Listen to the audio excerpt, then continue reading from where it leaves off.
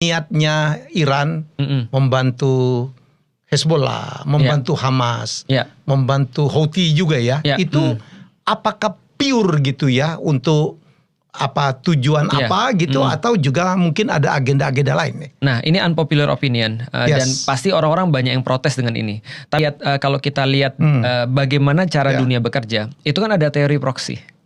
Artinya teori proxy. Artinya tidak ada satupun di negara ini yang netral. Even non-blok. Karena non-blok itu juga nggak netral sebenarnya. Karena kita tahu bahwa seketika dunia dibagi dua ke dunia barat dan dunia timur, itu ada orang-orang yang nggak mau ikut-ikutan lalu non-blok. Tapi non-blok itu juga salah satu mazhab politik sebenarnya. Yaitu negara ketiga ini tetap jadi proxy bagi negara-negara yang lain. Misalnya kalau kita lihat kayak misalnya Ukraina. Ukraina udah jelas proksinya Amerika. Itu udah jelas. Makanya Amerika bantu. Itu kan ya. Israel udah jelas proksinya Amerika. Udah jelas.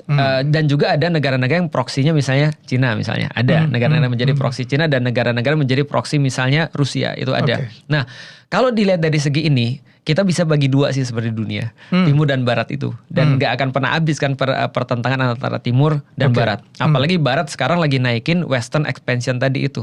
Artinya mereka bilang kita harus proud dong sebagai orang west. Dan kita harus melanjutkan kolonialisme ini atau ekspansi ini. Nah, kalau gitu Iran termasuk yang mana kira-kira?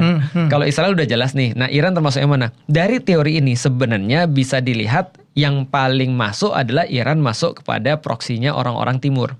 Ada analis yang mengatakan Rusia itu tidak punya pilihan kecuali nyerang Ukraina. Karena kalau sampai Ukraina benar-benar diambil oleh Amerika sebagai proksi, itu kayak depan pintu rumah kita langsung musuh kita. Langsung musuh ya. Kan nggak bisa tuh. Mereka harus ada buffer zone kan.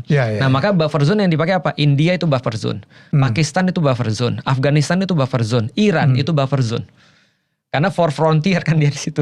Nah kalau misalnya Iran itu hilang, itu Amerika tuh langsung di depan pintunya Rusia.